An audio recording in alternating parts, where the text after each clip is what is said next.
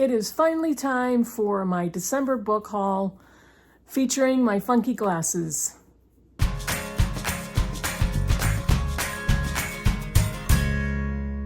Hey BookTube, it's Kim at Middle of the Book March, and yes, you heard it here. This is finally my book haul. I've had a December's over, and January has flown by, and it's been really difficult for me to find time to take a breath and sit down and film a video. And you know, I wanted to do this book haul for my Christmas books and other things that I found along the way for myself that I picked up. And it's been like, it's been a huge struggle to find time to do this. New job, new year, new everything, all kinds of stuff happening. You know, kids signing up for driver's ed, schedules changing, it's all kinds of stuff going on. So finally I got the chance. And I wanted to show you a lot of the books that I got as gifts for Christmas. There were a few that I bought for myself. If you can see that pile, that's my Franklin Library collection that I showed you in my Bookish Week video last weekend. Many of those, if not most of those, I bought for myself. And so there might be a couple more in here that I did purchase for myself, but the majority of them are gifts. So the first one I wanted to show you. Oh gosh, this is from a wonderful dear friend and BookTube subscriber. She is well known to many of us, and one of the things that she loves to do is give gifts. And this is not the first one that I've received from her. But this one is an older book. It's an old modern library classic. And she sent this to me because she had seen in another video of mine that I have never read this book and I really want to read it. And she found this, she thrifted this old copy and sent it to me completely out of the blue. And this is Rebecca by Daphne du Maurier, and this was from Marcia Johansson. Marcia is such a lovely friend, lovely BookTube subscriber and commenter. She has gifted so many of us on YouTube and is just a lovely, dear, warm, smart, open-hearted woman. And Marcia, thank you so much for this. I really appreciate your support over the years. I appreciate your friendship and am looking forward to many more years. But thank you so much for sending me Rebecca. And this is one of those books that kind of like almost you have to give up your BookTube card if you haven't read it yet. And I have never read it, Daphne du Maurier. And I'm really looking forward to it. It's going to happen this year. And I've had that book probably on my shelf for 4 years now. And I'm very happy to add this antique modern library copy to it. I absolutely love old books. All right, so let's get down to it. This one was a gift from my book group, Secret Santa. In the Critical Chicks book group, we do Secret Santa at the end of every year. And we usually take off November and December and come back in January. So it's really fun to have a gift come to you after Christmas. So in January, when everything starts to settle, the dust has settled, the credit cards are maxed out, the book group gets together for our first of the year meeting and Secret Santa swap. And so my friend Ludi was my Secret Santa, and she gifted me The Mighty Red by Louise Erdrich. And basically what we do is we set up a list for ourselves of 5 books that we would really love. And our Secret Santa gets to pick from that list of 5. And a few years back, we did this, and I wrote out my list of 5 books, and Louise Erdrich's novel, The Sentence, was on there. And for whatever reason, for whatever stupid reason, I actually ended up buying it for myself. I think because I found it for a bargain, and my Secret Santa bought me that same book. And it was like, she was pissed. Like, why are you buying yourself books? You put that on your list. And I think I took my copy back. I don't remember. But coincidentally, this is my next Louise Erdrich, and I haven't bought this for myself. This was my gift from my friend Ludi. And this is her latest book. In the Red River Valley of North Dakota, several lives revolve around a wedding fraught with desire, jealousy, and uncertainty. Gary Geist, a terrified young man set to inherit 2 farms, is desperate to marry Kismet Poe, an impulsive, lapsed goth who can't read her own future but will settle for fulfilling his. Her best friend Hugo, a gentle, red-haired homeschool giant, also loves Kismet and is determined to steal her away and build a life together. Kismet's mother, Crystal, drives a truck for Gary's family and on her nightly runs, tunes into the darkness of late-night radio, experiences visions of guardian angels, and worries about what's to come for her daughter and herself. Louise Erdrich is always a fun read and always a book I look forward to because I don't know what's going to happen. I have no idea what direction she's going to take it in. So, oh, I bought this one for myself and I couldn't wait. This was a book that I had seen in hardcover, and I wasn't going to buy myself a 400-pound hardcover of this book because I had looked at it in the store and it was physically too heavy for me. So I was waiting for the paperback and I've gotten it. This is Metamorphosis by Ovid. This is either Ovid or Ovid. Let's go with Ovid. And this is translated by Stephanie McCarter. This came out in hardcover and I was just so excited. And I'm glad I waited for the paperback because this is the Penguin Classics Deluxe Edition. And it's way lighter than the hardcover was. It has the French flaps and the deckled edges. Really loving the ancient translations done by women, and very excited to start reading this. This is an ancient author I've never read and would love to be able to dive into this. I plan on reading the Iliad and the Odyssey this year, and I'm hoping, George, if you're watching, I'm hoping, George, you're still up for that project. I was going to do that with my friend George, and we'll go from there, and maybe after that I'll get to Ovid. I'm not sure if it's going to be this year or next. All right, this was a gift for Christmas. This is The Wren by Anne Enright. She is a favorite Irish author. This is Nell, is a young woman with adventure on her mind. As she sets out into the world, she finds her family history hard to escape. For her mother, Carmel, Nell's leaving home opens a space in her heart where the turmoil of a lifetime begins to churn. Over them both falls the long shadow of Carmel's famous father, an Irish poet of beautiful words and brutal actions.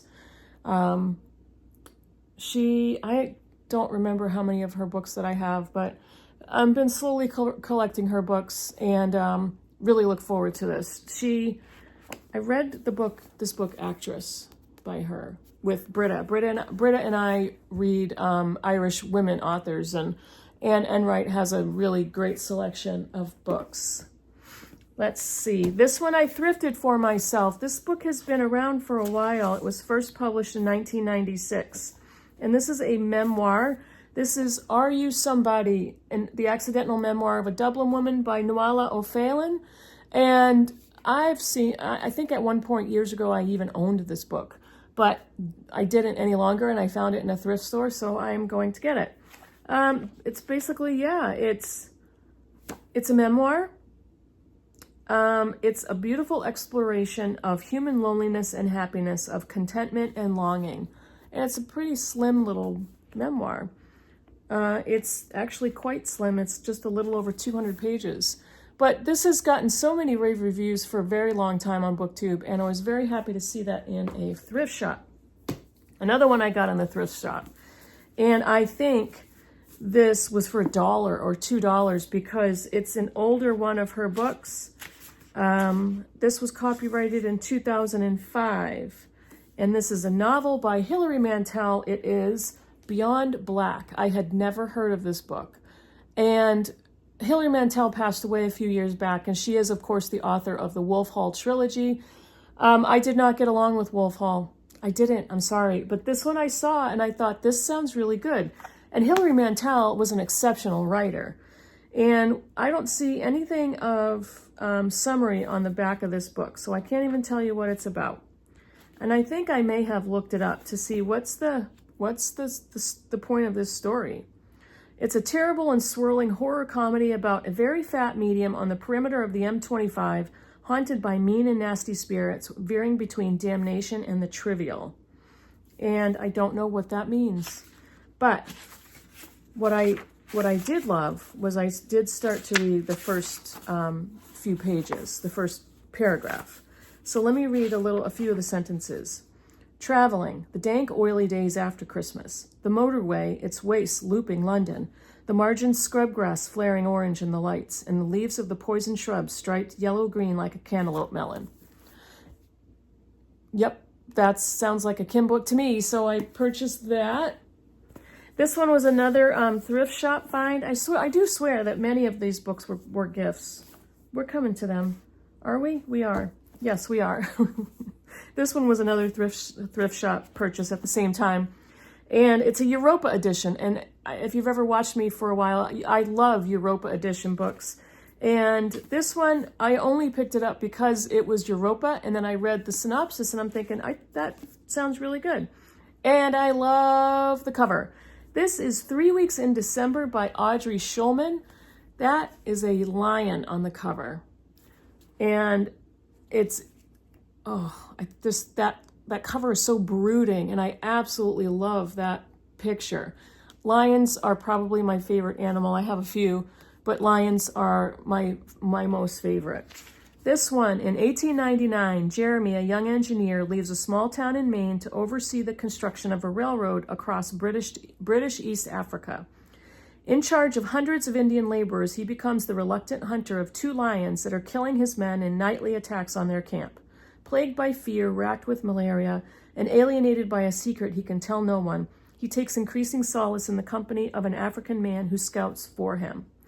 And then it goes to 2000. An American ethnobotanist travels to Rwanda in search of an obscure vine that could become a life-saving pharmaceutical. Stationed in the mountains, she shadows a family of gorillas, the last of their group to survive the merciless assault of poachers. Max bears a striking gift for communicating with the apes, but soon the precarious freedom of both is threatened as a violent rebel group from the nearby Congo draws close. So it's alternating perspectives and seeing how they both connect. But, I mean, just for the cover alone. No, I don't buy books specifically for a cover and never plan on reading them.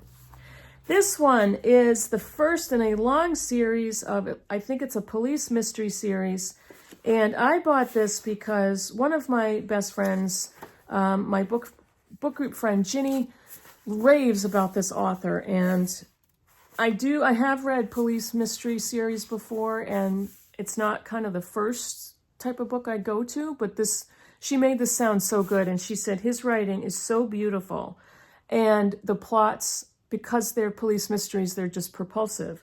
This is The Neon Rain by James Lee Burke. If anybody else has read these books, I would love for you to comment below. This is the very first Dave Robichaux novel. And it says, Robichaux is lost without the love of his wife, and his haunted soul mirrors the intensity and dusky mystery of New Orleans' French Quarter, the place he calls home, and the place that nearly destroys him when he becomes involved in the case of a young prostitute whose body is found in a bayou. Thrust into the world of drug lords and arms smugglers, Robichaux must face down a secret criminal world and come to terms with his own bruised heart in order to survive. Sounds really good, but if you tell me that a book has beautiful writing, I'm all over it. This one was a gift for sure. This was on my list, and my daughter bought this for me for Christmas. I've had this on my wish list forever, and it's like I was so excited to receive it. This is Caliban and the Witch, Women, the Body, and Primitive Accumulation by Silvia Federici. And this is a cult classic since its publication in the early years of this century. Caliban and the Witch is Silvia Federici's history of the body and the transition to capitalism. Moving from the peasant revolts of late Middle Ages through the European witch hunts, the rise of scientific rationalism and the colonization of the Americas, it gives a panoramic account of the often horrific violence with which the unruly human material of pre-capitalist societies was transformed into a set of predictable and controllable mechanisms. It is a study of indigenous traditions crushed, of the enclosure of women's reproductive powers within the nuclear family, and of how our modern world was forged in blood. Yep, this has been on my list forever. I am so happy that I received it for Christmas, and definitely sounds like a very powerful book. This is another memoir, and this is a literary memoir, memoir about mental health and this literary giant's life. This is Robert Lowell Memoirs. Looks like 1, 2, and 3. Edited and with the preface by Stephen Gould Axelrod and Gregors Kosk. I'm not sure how to pronounce that. Robert Lowell was a contemporary of Sylvia Plath. And let's see, it's an unprecedented literary discovery, the manuscript of Lowell's literal evocation of his childhood, which was written in the 1950s and has remained unpublished until now. And it serves as a precursor or companion to his groundbreaking book of poems, Life Studies, which signaled a radically new prose-inflected direction in his work and indeed in American poetry. Memoirs also includes intense depictions of Lowell's mental illness and his determined efforts to recover. It concludes with Lowell's reminiscences of other writers, among them T.S. Eliot, Robert Frost, Ezra Pound, John Berryman, Anne Sexton, Hannah Arendt, and Sylvia Plath.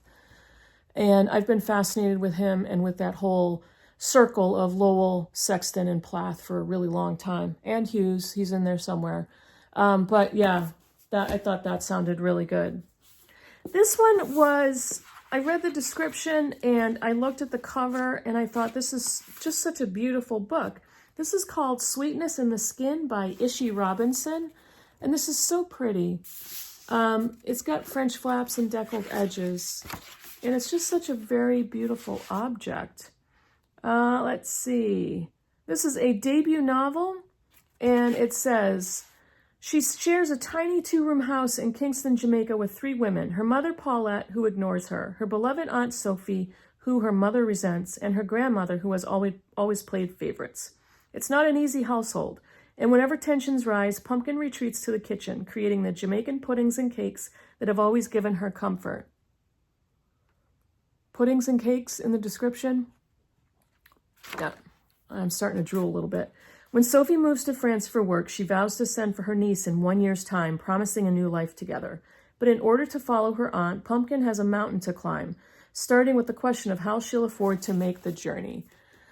It sounded so good. And it's like, yeah, really looking forward to this debut by this author. And sounds awesome. This is a book that I already own, but my copy is beat up and bedraggled and ripped and everything. And this was such a pretty alternate version that I put this on my list and I got this as a gift. This is Lark, Rise to Candleford by Flora Thompson, the Oxford World Classics edition. I have a different one that's just a beat up book. And I've wanted to read this forever. Lark, Rise to Candleford is Flora Thompson's classic evocation of a vanished world of agricultural customs and rural culture. The trilogy of Lark, Rise, Over to Candleford, and Candleford Green tells the story of Flora's childhood and youth during the 1880s in Lark Rise, in reality Juniper Hill, the hamlet in Oxfordshire where she was born. Oxfordshire, yet? Through the eyes of Laura, the author's fictional counterpart, Flora describes the cottages, characters, and way of life of the agricultural laborers and their families with whom she grew up. Seasonal celebrations, schooling, church-going, entertainment, and storytelling are described in fond and documentary detail. Later, when Laura leaves school and becomes assistant to the village postmistress, the same loving detail brings vividly to life the rural post office staff. And this is like right up my alley. This brings me Barbara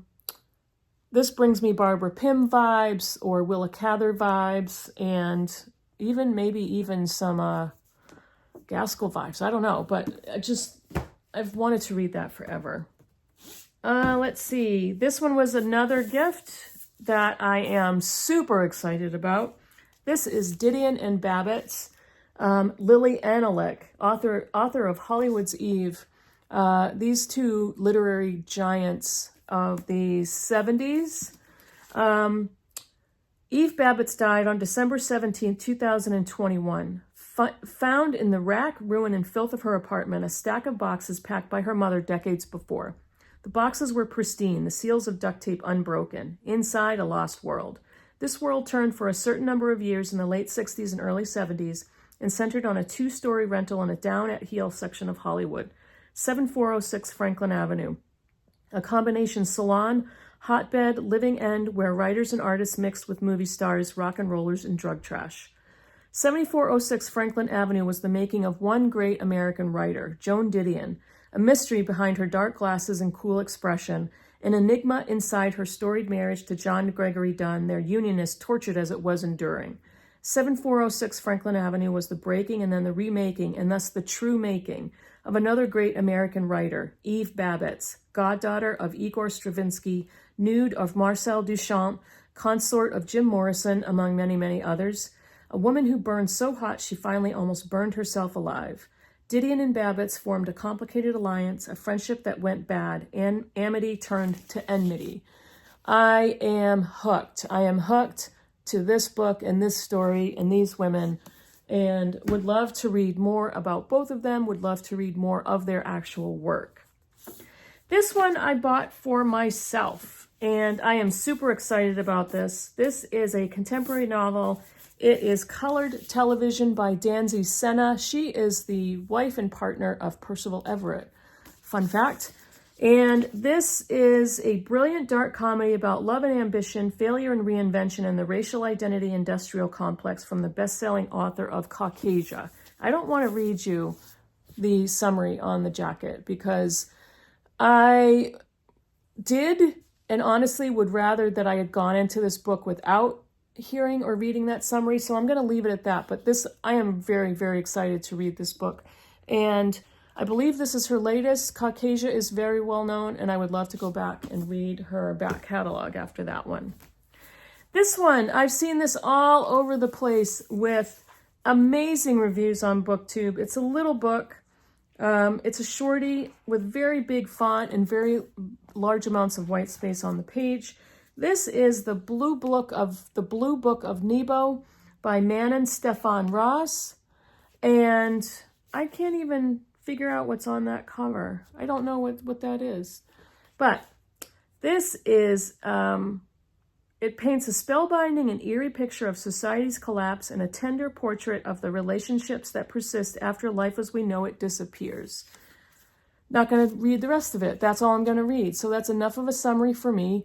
And with so many incredible reviews on BookTube, I was really happy to finally get this. I actually pre-ordered it, or I ordered it, and it wasn't going to be in for like a month and a half, but it got here after a few weeks, so I was happy about that. The last one I want to show you is nonfiction. This book is fascinating. Now, my daughter Clara, who I talk about incessantly, who's not here right now because she's at school and I'm not at work, she loves old TV and old movies and old movie stars and old history. And one of our favorite things that we love to watch together is Whose Line Is It Anyway? And we read that, no, not Whose Line Is It Anyway? That's a whole different show. What's My Line? What's My Line from the 40s, 50s, 60s that this show ran. And we find those episodes on YouTube. And they are hilarious, awesome, educational, illuminating, and the basic gist of What's Your Line, or What's My Line, is there's a 4-person panel of questioners, and they are all not famous people. They became famous, but they are from Hollywood, publishing, Broadway, journalism, and that type of thing. One of their regular panelists was Dorothy Kilgallen, and she was, it says, a celebrated journalist, once called the most powerful female voice in America. Dorothy Kilgallen was a investigative journalist and a Hollywood reporter, and this book is The Reporter Who Knew Too Much by Mark Shaw, the mysterious death of What's My Line TV star and media icon Dorothy Kilgallen. If you have never seen What's My Line, I beg you to please go and watch it. It's super funny. It's just, I'm addicted at this point, and I don't even know how many years this show ran. But she was the voice of Hollywood and Broadway, the voice of Broadway. She was an investigative journalist. She investigated and wrote some pretty hard-hitting stuff. And there was so much scandal around her death. I believe it was reported as a suicide, but there are continuing questions as to that people thought she was murdered, and she was looking into the assassination of JFK, John F. Kennedy.